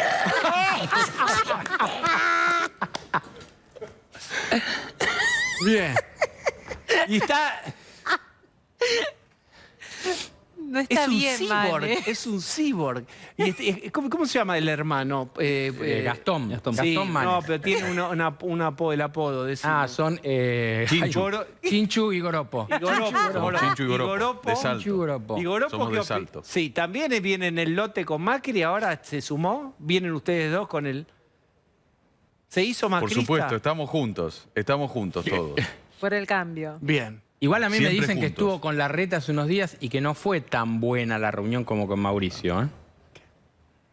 No, porque Horacio cree que puede comprar a todo el mundo. Y hola, soy Facundo Manes. Yo no tengo precio.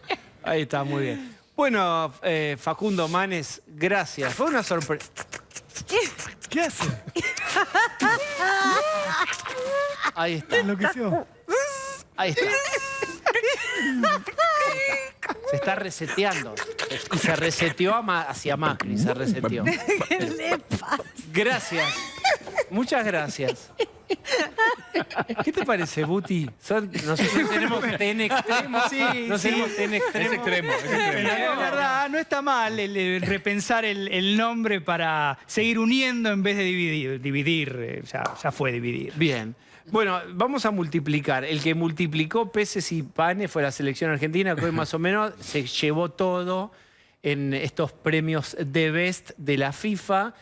Contalo vos. Hoy fue esos días en que revivís aquellos días únicos del campeonato. Más que nunca. Más que nunca. Bueno, de hecho, nunca en la historia, en una gala de The Best, que son los premios anuales de la FIFA, los más destacados y más destacadas en cada rubro, por primera vez en la historia, un país se llevó las 3 ternas que se denominan las más trascendentes o de las más trascendentes, con mejor jugador, mejor entrenador y, por supuesto, también el destaque del arquero, además del Tula, que estuvo ahí tocando el bombo, pero fue celeste y blanca full la ceremonia. Bien, ¿es habitual que el equipo campeón del mundo se lleve, digamos, 3-1, se lleve todo?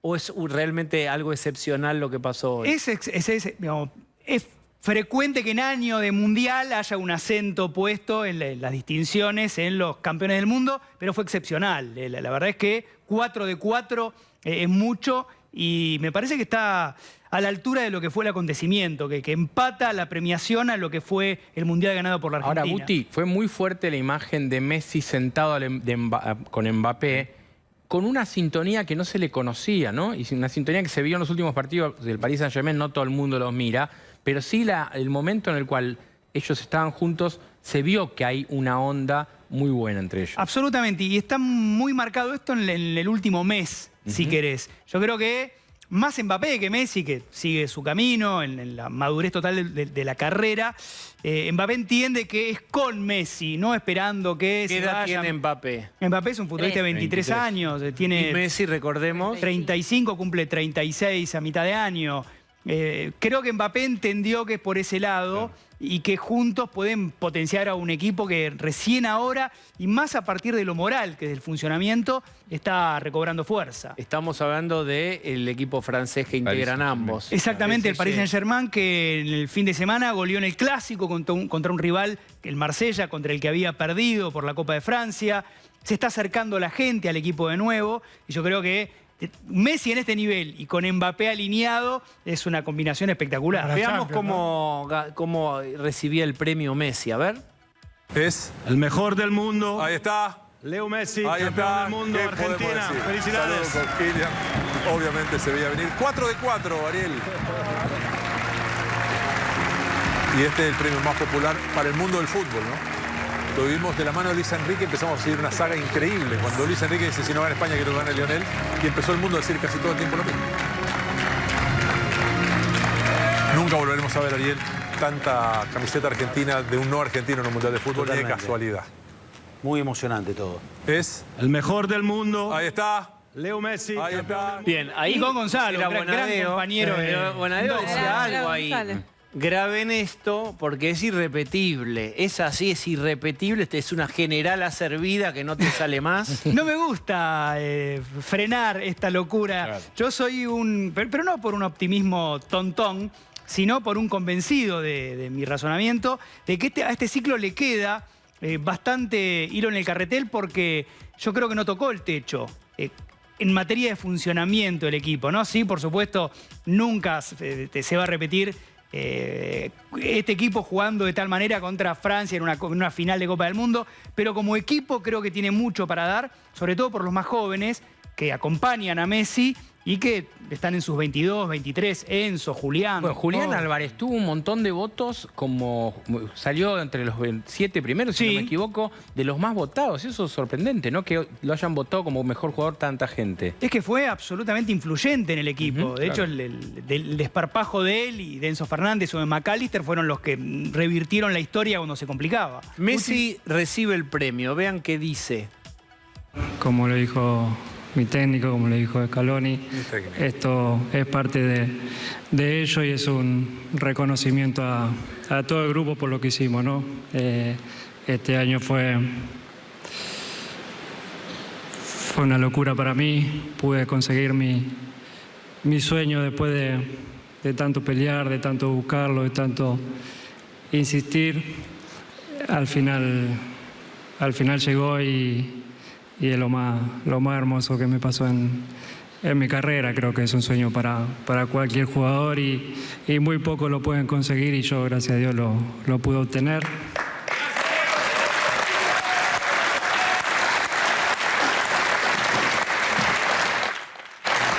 Y bueno, por último quiero agradecer obviamente a mi familia, a la gente de Argentina por haber vivido de la manera que vivimos ese mes tan especial, tan hermoso, y que va a quedar de por vida en los recuerdos nuestros. Y nada más, le mando un beso grande a mis hijos que están mirando, Tiago, Mateo, Ciro, los amo y vayan a dormir ya. Muchas gracias. Chao. Lo mandó a dormir. Es el único argentino vivo, y no sé si de toda la historia, amado unívocamente por todos. No tiene enemigos naturales, no hay... ¿Por qué digo esto? ¿Vos viste las caras de alegría de todo el auditorio? Hasta Joan Laporta, que podría haber sentido algo incómodo, el presidente del Barcelona, con esos planos cortos.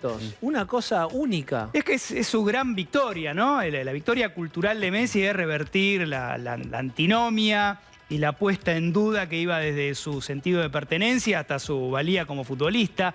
Algunos casos eran insólitos, ¿no? Se parecían más a opiniones para que se pusiese en primer plano la opinión de uno que la realidad que estaba enfrente de todos nosotros. Pero sí, hoy no hay ninguna duda de que es el futbolista del mundo y que le queda, repito, y para mí esto es lo más lindo, mucho para dar. Buti, ¿y quiénes votaron en esta elección? ¿Quiénes Está bueno son los eso. que lo eligieron a Messi mejor del mundo y a Scaloni? Porque esto realza los premios. Votan los entrenadores de selecciones, los capitanes de selecciones, o sea, pares, el mundo del fútbol, y hay también apartados para fanáticos, para periodistas especializados de cada país, pero el núcleo de la votación son técnicos y jugadores, digamos, los colegas. ¿Y Messi a quién votó? ¿Se sabe? Porque Sí, Messi. ¿Dijiste capitanes? ¿Messi capitán? Messi votó con elegancia, primero a Neymar, después a Mbappé, no hay mucho A los que compañeros. discutir, y a Benzema. ¿Son públicos los votos? Después de la ceremonia se hacen públicos y se ven las curiosidades de Mbappé, algunas- ¿se sabe a quién votó? Todavía no vi el detalle de toda la lista. Me fui rápido a Messi, pero sí se ¿Te puede sorprendió decir. cómo votó? Me parece que no está muy mal. Tal vez Claro. uno dice Neymar ahora, viéndolo en un tiempo presente que por lesión y por algunas cuestiones no es el mejor, pero la verdad es que con Brasil, y sobre todo en los partidos en donde lo pudimos ver, se parecía bastante a la mejor versión Guti, de él. Y falta el Dibu, no hablamos del Dibu. Sí, y de se dio una Scaloni. particularidad que el Dibu salió elegido mejor arquero, pero después cuando muestran el equipo de Debes no aparece él, sino aparece Courtois, el arquero del Madrid. No, Una porque cosa insólita. está bien, pero el 11 o el equipo ideal de la FIFA se compone de votos que también ejecutan el FIFPro, que es la Asociación Gremial de Futbolistas en el Mundo. O sea, hay otro componente de votación. También se contempla lo que hicieron en ligas y en competencias internacionales. Entonces, yo lo entendería a ese equipo como te diría la selección de la Champions, más que a lo que fue la síntesis del Mundial, porque si no, no tiene sentido que no estén. Esta mano acá no la dejo de adorno, digo, porque Dibu habló también cuando recibió el premio. A ver. Es algo muy lindo para mi carrera. Obviamente todos saben, capaz que mi historia es un orgullo para mi país. Obviamente ganar un mundial después de 36 años es algo hermoso. Obviamente la gente sabe lo pasional que es ser argentino y poder levantar la Copa del Mundo. La verdad es algo hermoso para todo el país, especialmente el año que veníamos pasando económicamente como país. Sentimos esa conexión con el país y es un orgullo. Obviamente mi familia, gran parte de esto, la gente de Aston Villa, selección argentina, obviamente de Scaloni que me dio la posibilidad de jugar para la selección, era el sueño de toda mi vida, mi mujer que me acompañó a todos lados. Obviamente siempre me preguntan quiénes son tus ídolos en la vida o qué arquero vos mirás cuando sos chicos, y yo siempre digo, ver a mi mamá limpiar edificios 8 o 9 horas,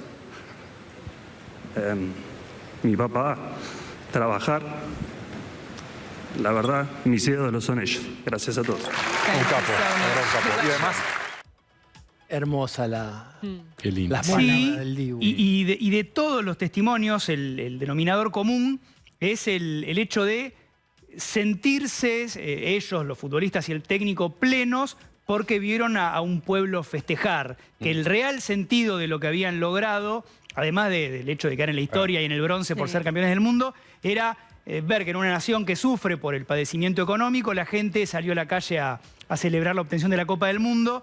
Y está bueno porque... Ahora, yo digo, ni en un cuento de Sacheri, ni de Fontana Rosa de fútbol, hubiera estado guionado esto que nos pasó. Digo, nos pasó porque todos nos... Que es campeonato del mundo, con la final soñada, con Messi metiendo un gol. Todo guion, como si fuera realmente un cuento. Y ahora estos premios, los 4 de 4. Y el Diego hablando de meritocracia. que no es poco, digamos, porque total. culturalmente es muy fuerte para un país que viene de 4 años de decir que la meritocracia no está bien. Pero aparte los mensajes con la economía argentina, cuando él vive en el Reino Unido, vive en Europa hace muchísimos años. No es casual. Y está muy conectado. Sí, para mí es por siempre el equipo del pueblo por eso, porque registraban lo que pasaba acá y jugaban y se motivaban en función de lo que pasaba acá. Repito, además de la motivación lógica, colectiva y personal de estar siendo parte de un mundial. Pero ese registro explica lo que pasó en la calle después de la coronación. Aparte, los argentinos más exitosos, y como son Messi, Scaloni y el Dibu en lo suyo, tienen un discurso humilde, despojado de arrogancia. En el fútbol, que es el gran negocio mundial, están despojados de toda esa arrogancia. Qué lejos está la dirigencia, toda la dirigencia argentina de estos pibes que se sienten representados en lo que decían ustedes recién, de lo que le pasa a la gente. Están muy lejos de eso. Te hago esta pregunta, Guti. ¿no? Vos que sabés de deporte. ¿Viste los liderazgos deportivos muy provocadores de otra época? Los boxeadores americanos, todos los ostentadores. Sí. Hemos visto de todo en los 80, 90. ¿Cambió el estilo de liderazgo del exitoso deportivo? ¿Tienen otro perfil como corte general o es una excepción la Argentina? Yo creo que hay excepciones y que no es que hay un cambio radical.